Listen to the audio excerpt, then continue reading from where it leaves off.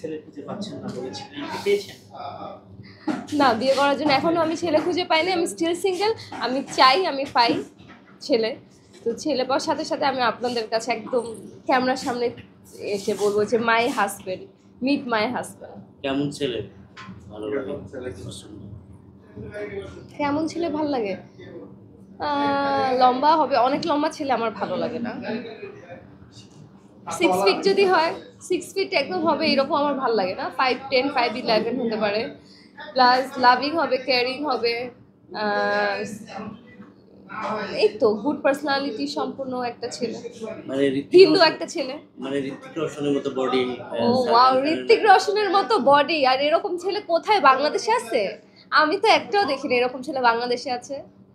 ঋত্বিক রোশনের মতো বডি তার কেউ আছে? কতদিন পর পর ভাত খান? মানে হাইস্ট এরকম কোনো ডে আছে যে উইকে একবার একটা চিট ডে থাকে, সো ওই চিট ডে হিসাবে আমি উইকে ওই একদিন চিট ডে করি, ভাত খাই, পিৎজা খাই বা স্মুদি খাই, আইসক্রিম খাই, বাট তাও চেষ্টা করি না খাওয়ার। মানে ভাতটা না, আইসক্রিম বা সুগার জাতীয় জিনিসগুলো এগুলো খাওয়া, এগুলো বিষ। এগুলো আমিও বলছি যে আপনারা কেউ খাবেন না। আপনি বিয়ে করার জন্য আজকে কি করতেছেন? ডিসিতে মেবি মনে হয় অনেকদিন পরে আসা। হ্যাঁ, আমার এপিসিতে আজকে অনেকদিন পরে আসা, আর আমি খুব সুন্দর আজকে একটা মিউজিক ভিডিও করছি। খুব সুন্দর একটা অ্যারেঞ্জমেন্টের এক কাজ। সো মিউজিক ভিডিও আসলে মোটামুটি অনেক দিন বলবো না, 2-3 মাস পরে করা। So I am very excited about this music video. আমার সাথে আজকে কাজ করছেন শিশির সর্দার, আমার কোয়ার্টিস্ট হিসাবে। কোনালাপুর গান। সো ইয়া, গানটা আমার কাছে খুব পছন্দ হয়েছে। একটু ডান্স আছে, একটু স্টোরি আছে। So yeah, I am excited. FDC তো একটা স্বপ্নের জায়গা। আপনি যখন আসলে বয়ফ্রেন্ডের শুটিং করেন তখন আমি মেবি মান্না ফ্লোরের সামনে একটা গানের শুটিং ছিল, আপনারা দেখছিলাম। হ্যাঁ, আমি একটু আগে মানে অনেক দিন পরে যেহেতু আসলেন, কোনো মেমোরি কি আসলে ভাসছিল? এফডিসিতে অনেক মেমোরি আছে। আমি একটু আগে একটা ইন্টারভিউ বলছিলাম যে এফডিসিতে ঢুকলে নিজেকে আসলে মানে সিনেমার নায়িকা মনে হয়।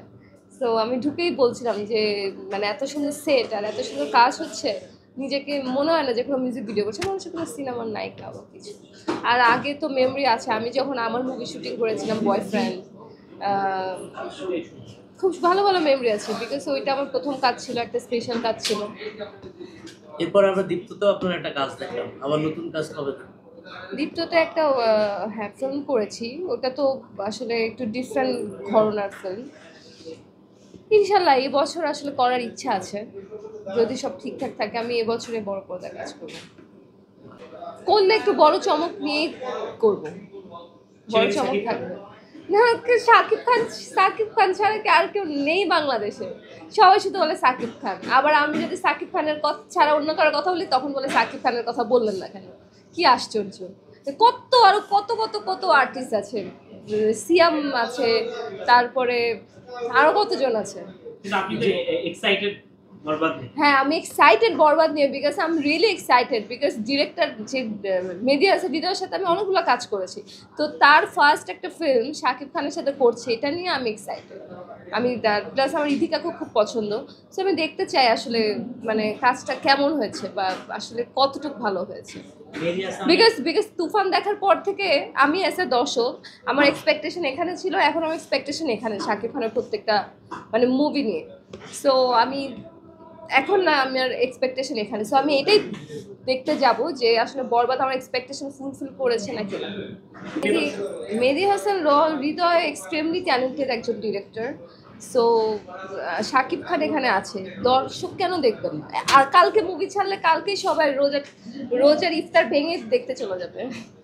কিন্তু এবার তো অনেক সিনেমা আসছে, যেমন আঠার নিশো আসছে, জঙ্গলি আসছে। ও হ্যাঁ, আমি দাগি নিয়েও আসলে এক্সাইটেড। সত্যি কথা, আমি দাগি, জঙ্গলি, জিন 3টা মুভি আসছে। জিন 3 তো না,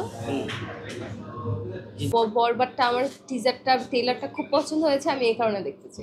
মানে এত সুন্দর অ্যাক্টিং আমার দেখলে আসলে মুভি মানুষ দেখে কেন? আমি যেমন দেখি একটু অ্যাক্টিং শিখতে পারি, যারা এত বড় বড় আর্টিস্ট আছে ওদের কাছ থেকে আসলে অ্যাক্টিংটা দেখা যায়, স্টোরিটা দেখা যায়। সো এই কারণে আমি দেখি। সো আমি দেখবো, আমি সবগুলোই দেখবো, আমি 4টাই দেখবো।